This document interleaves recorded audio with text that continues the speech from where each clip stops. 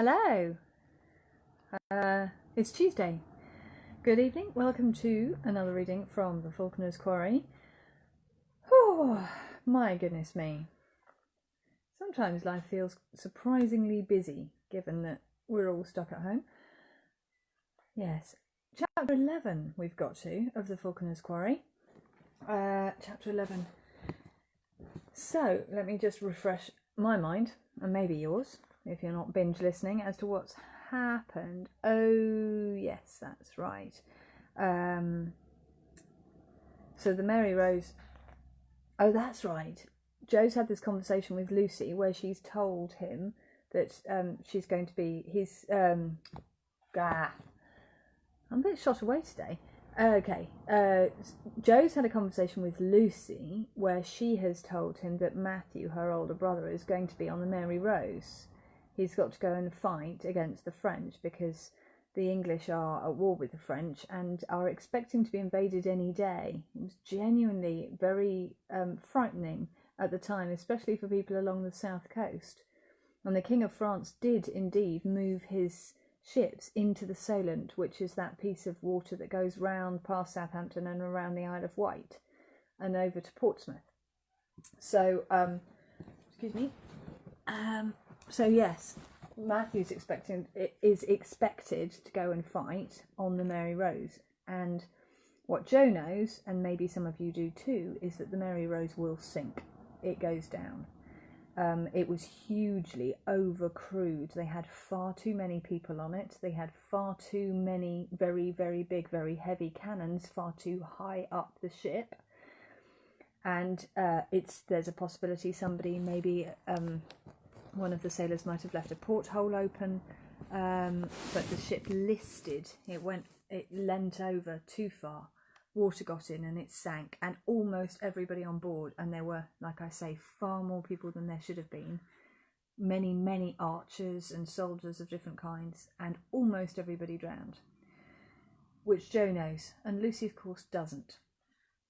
And she's very cross because she says, well, if I say that the Mary Rose is going to sink, people are going to say I'm a witch. Anyway, they get somewhat interrupted in the middle of this conversation by some men marching back into Wardour Castle with Robert, the servant boy who Joe has seen with Tobias, who has just been caught out in the woods trying to bury a caparison and saddle which do appear to have belonged to Joe's horse. So they think that he attacked Joe just now, or somebody attacked Joe just now, and now that Robert is now trying to bury the evidence. It's obvious what happened, said the man. His mate made off with the horse they'd stolen and left him behind. We were just in time to catch him red-handed, trying to bury the evidence. Chapter 11. No! The words slipped out of Joe's lips before he could stop it. Morley turned his head sharply. Joe looked down at his feet. How had this happened? He'd thought it wouldn't matter if the steward sent men out to look for his horse. After all, there was no horse to find. There had been no attack. Not this time. And no crime. How had Robert been caught like this? He glanced at Lucy, who looked as astonished as he was, but interested rather than horrified. Let him go, Morley instructed. The two men released their grip on the boy. He looked as if he might faint. He was shaking from head to toe, and his face had taken on a greenish tinge, as though he might be about to throw up. Joe felt fear stir in his chest. The boy had been confident before, arrogant even. If he was this afraid now, it must be bad. What have you to say for yourself? Snapped the steward. Robert looked at him, his eyes like dark hollows. Nothing? Nothing at all? Morley paused again. The boy would answer. He did not. Very well, fetch Master Tobias. Joe's guts clenched. Why Tobias? Was he going to be asked to torture the boy into speaking? Surely not. I'll wager he knows something about this, Morley muttered to his men. "Whatever it is, they'll have kept it in the family." Robert's shoulders sagged as he stood in front of them. All of a sudden, a voice boomed out from the passageway behind them. "What's going on?" Joe turned. A group of men were coming towards them from the courtyard. They were dressed in black and dark red, with fur trimmings along their collars. Morley bowed. "Your lordships," he said, "we have a rather unhappy situation." Joe studied the men. There were 6 of them and 1 boy. Then he caught his breath.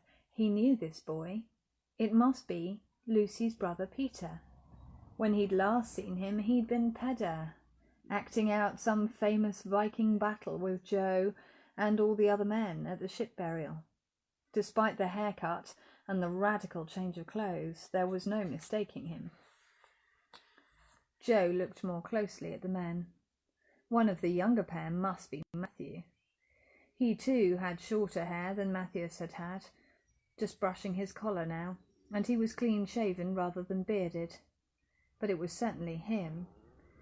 Now he was paying attention, Joe recognised Lucy's father as well, also trimmed and beardless, but with the same kindness in his eyes. He felt a flood of warmth towards them all. It was really nice to meet people again who had been so good to him before. But of course they would have no idea who he was. For a moment Joe was bowled over by the sadness of it. It was like seeing an old friend again and finding they didn't remember you. They were all looking at him, he noticed. "There's no sign of the horse yet," Morley was saying, but the boy, Robert, was caught in the act of burying the tack and the caparison. "I presume we at least have the message that Master Hopkins was delivering," said Sir William. Morley looked to the man holding the saddle. In a flash, Joe saw what was about to happen next. This was his saddle from last time, so the message in the saddlebag would be the one he had failed to deliver to Nunny. He had to stop them. He must cause a distraction. He tried to think what to do, but already Morley's man was replying. "I'm afraid not, sir. There's nothing in the saddlebags except a leather flask." So the message is gone," said Sir William's companion. Morley's man bowed. "It appears so, Sir Thomas." Joe closed his eyes and let his breath out slowly. "It's not your fault," said Lucy's uncle, mistaking Joe's relief for horror. "Certainly not," Sir William added. "But do you know what it said, Master Hopkins?" Joe's mouth was dry. "I'm sorry, sir. No, I don't." "That's as it should be, I suppose," Sir Thomas said. "But whoever removed it from the saddlebag will know." He stepped forward to stand directly in front of Robert. "Look at me, boy." Robert lifted his head very slowly. "Knowing things that are none of your business can be very dangerous." The boy trembled. "I think we should convene to discuss what's to be done," said Sir Thomas briskly. "We'll adjourn to the great chamber. Please send for the ladies too. They may take a more gentle view." He turned and went back along the passage to the courtyard, accompanied by Peter and the other men. At once Morley dispatched his own men to their tasks. "You, set up chairs and a trestle in the great chamber," he ordered. "You, find Lady Jane and Lady Ellen. You, bring Robert upstairs, and you, wait here until Master Tobias arrives and bring him up too." Joe and Lucy followed the steward through the passage and across to the staircase which led up to the great hall. "Who'd have thought?" Lucy whispered. "Robert must have had all that ever since you disappeared." "I'm just glad he got rid of the letter I was carrying," Joe shuddered. "He must have realised it would show you'd never reached Nunny. But why would that matter to him, and why did he keep everything else? Maybe he thought he'd sell it, only he hadn't when you turned up again." Joe nodded. That must have been why the boy had rushed off, to hide the things. Even though Robert had attacked him, Joe couldn't help feeling a little bit sorry for him. The boy should have just left the saddle wherever he'd hidden it in the first place. If he'd done nothing, he would probably have been okay. Morley strode ahead of them down the great hall to the far end. Servants were already scurrying around, getting the tables ready for the next meal. But Joe saw their curious looks as the steward went past. He hoped Sir Thomas would allow him and Lucy to stay and listen. Since the horse had been his, it did make sense for him to be there, but he wanted to have Lucy by his side. They followed Morley into the room where they'd eaten lunch last time Joe was here. Already 4 chairs had been placed in a line behind a long table. Sir William and Sir Thomas sat in the middle 2, leaving the outer 2 chairs empty. Robert stood miserably in front of them. At the side of the room stood Peter and Matthew with the other 2 men. "What's all this?" Lady Jane had entered the room behind Lucy, followed by Lucy's mother. "It concerns the horse belonging to the Lord St. John," Morley said, bowing. The 2 women took their places beside their husbands. If you'll just bear with me a few moments longer, I've sent for the apprentice Falconer, since the boy himself seems to have been struck dumb with fear." Morley went to the doorway and looked out down the great hall. "Hurry up," he hissed. Tobias entered the room a few moments later. His eyebrows rose slightly at the sight of the 2 lords and their ladies seated behind the table, but he gave no sign of nervousness. He walked across to the other side of the room where Matthew and Peter were standing. Sir Thomas began, "If I have understood correctly, Master Hopkins," he indicated Joe, "was attacked this morning in the woods near Wardour. His horse was stolen, and with it the message he was carrying. Is that correct?" Joe looked around to see whether anyone else was going to answer, but all eyes were on him. "Yes, sir," he said. "Soon afterwards," continued Sir Thomas, "our men found this boy here trying to bury the saddle and livery belonging to the household in which Master Hopkins serves. Both the horse and the message, however, have disappeared.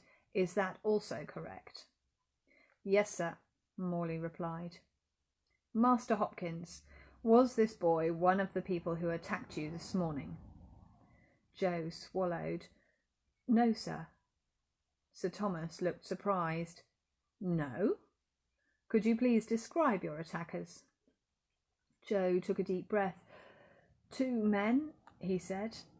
He cleared his throat to give himself a moment to think. He hadn't expected to be cross-examined about what had happened.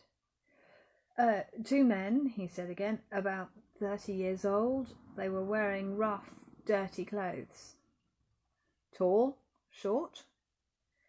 "Neither." Joe knitted his fingers together. "Medium height." "Hair colour?" "I'm not really sure." He had to make sure he wasn't describing anyone in particular. "They were wearing caps. I didn't get a very good look at them. They jumped out, knocked me off my horse, and then climbed on and rode away." "Both of them on the one horse?" "Just one," Joe corrected himself. "And the other man?" Joe found he was pressing his thumbnail into the palm of the other hand. I think he had his own horse already. I'm not sure. By the time I'd picked myself up, they'd both gone." "I see." Sir Thomas turned his attention to Robert. "You, boy." Robert kept his eyes fixed on his feet. "Look at me when I'm talking to you." The boy lifted his head. There was no trace of insolence in his face, only wordless terror.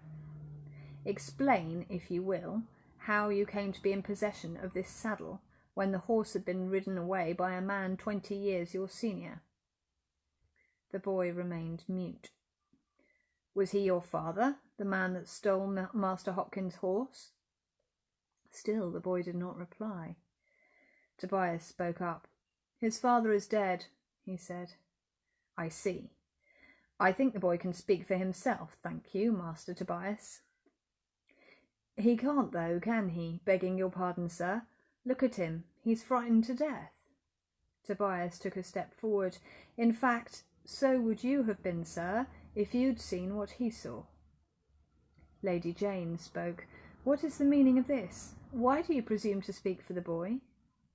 "I'm his cousin, my lady. I'm one of his only living relatives." Joe looked from the older boy to the younger one and back again. So it wasn't just chance that they looked alike. "Since he's too frightened to tell you what happened," Tobias was saying, "I will." "Very well, continue." Tobias looked Joe squarely in the face. "Master Hopkins has not told you the truth," he said. Without taking his eyes off Joe, he continued, "I regret to tell you he is not what he seems."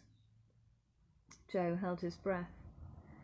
"My cousin did not steal Master Hopkins' horse, or indeed its saddle. It's perfectly possible there was no horse this morning." "You're not making any sense, Master Tobias," said Sir William mildly. "Would you please explain yourself?" Tobias faced Sir Thomas and Sir William. "When he was last here, Master Hopkins was given a message for Sir William Paulet to take back to Nunney Castle, was he not?" "That's correct, though I don't see what relevance it has." Joe thought his heart might burst out of his chest, it was pounding so hard. My young cousin appeared to be riding in the woods. My young cousin happened to be riding in the woods as Master Hopkins left Wardour," Tobias went on. "He encountered him at the point where the track forks. Master Hopkins asked my cousin for money. Robert said he didn't have any, and then Master Hopkins attacked Robert." "That's not true," Joe cried. Sir Thomas held up his hand. "Please, Master Hopkins, you'll have your turn to speak in a moment. Continue, Master Tobias." Tobias straightened his jerkin, taking his time. He was enjoying this, Joe thought. "Robert tried to defend himself, but as he did so, a terrifying thing happened." Joe's knees felt weak. He hoped they wouldn't start to shake. "Master Hopkins and his horse vanished altogether," declared Tobias, "leaving the horse's tack and livery on the ground." The room was silent for a moment. Joe felt frozen to the spot. Then Sir Thomas roared out laughing. Tobias turned bright red. "He's a sorcerer of some sort," he cried, gesticulating at Joe. "There's no cause for amusement. This is truly what happened." He went on quickly, as though afraid of losing his audience altogether. "The saddle was on the ground. All my cousin did was pick it up. He didn't steal anything. He was going to return it to the Lord St. John. He just hasn't had the opportunity." Joe looked at Sir Thomas, and then at Lady Jane. He felt as though they must be able to hear his heart thumping. Lucy's aunt was shaking her head. He looked at Lucy's parents. Lady Ellen was regarding Tobias with undisguised contempt. Joe felt his pulse begin to steady. They didn't believe Tobias. Thank heavens for that. The older boy looked as though he would jump up and down on the spot with rage. "Tell them, Robert, you have to tell them." The boy looked around wildly. "It's true," he squealed. "He disappeared into thin air. I saw it with my own eyes." "He did he?" Sir Thomas was still chuckling. "I'd say he's rather too solid for that. And a vanishing horse. I never heard anything like it." Joe glanced sideways at Lucy. She was smiling. Yet she knew that the boy was actually speaking the truth. In so many ways this was unfair. Robert shouldn't have kept the saddle, but he hadn't actually stolen it. And now, because Joe had invented this morning's attack, the boy was about to be punished for something he hadn't done. Joe felt slightly sick. Sir Thomas had stopped laughing at last, and his face was serious again. "I don't believe a word of your story, Master Tobias, though perhaps we should allow you some credit for trying to protect your young cousin. I very much doubt that Master Hopkins tried to rob the boy, and the rest of it is plainly ludicrous.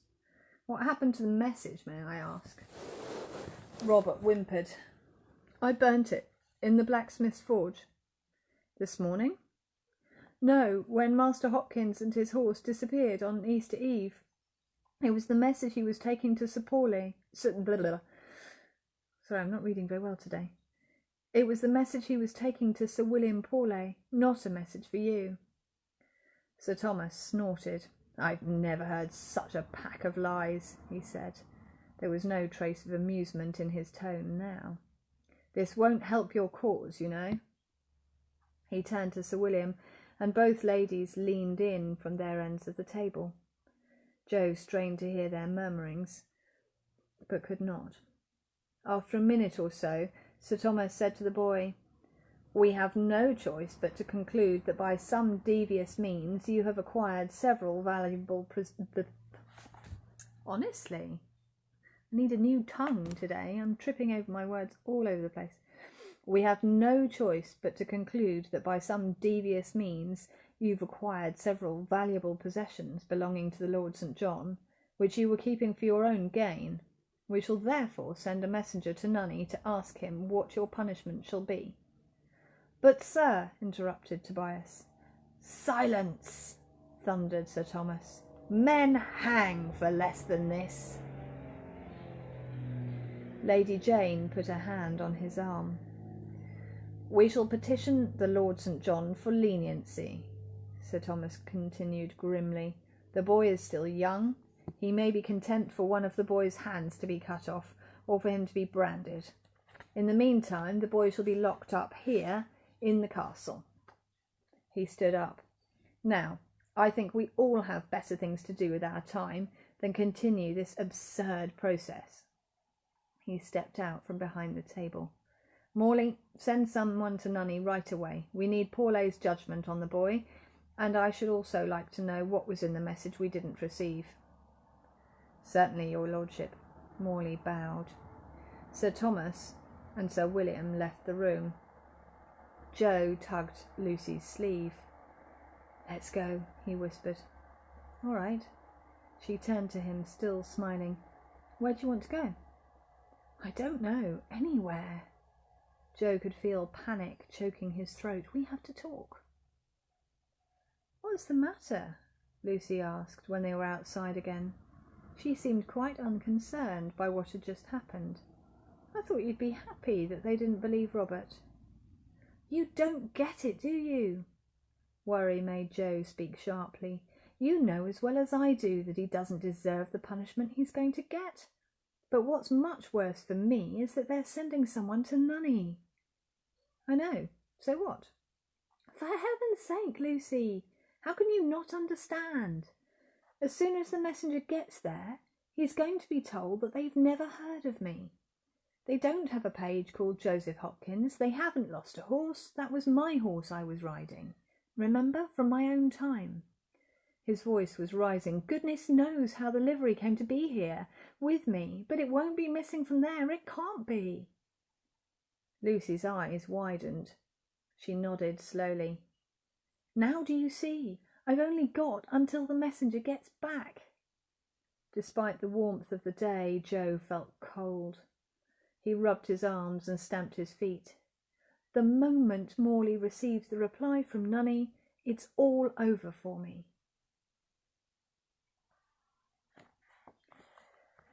And the moral of the story is, be careful about the lies you tell, because they might come back to bite you.